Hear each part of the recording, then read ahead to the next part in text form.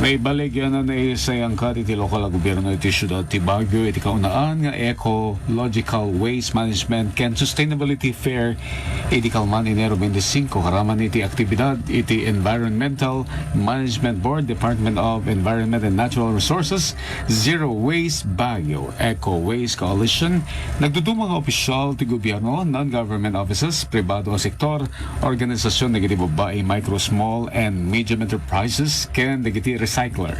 Ti aktibidad ket naglepas, babaen iti recyclable collection event, iti pinangida da ulo ni Engineer Marivic Empizo, Assistant Head, iti City Environment and Parks Management Office.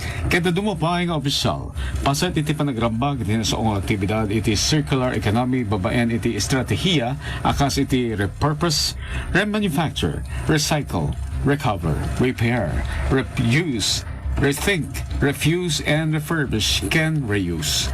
Damag Regional para in IFM News, Idol Shanti Papi, Tatak IFM.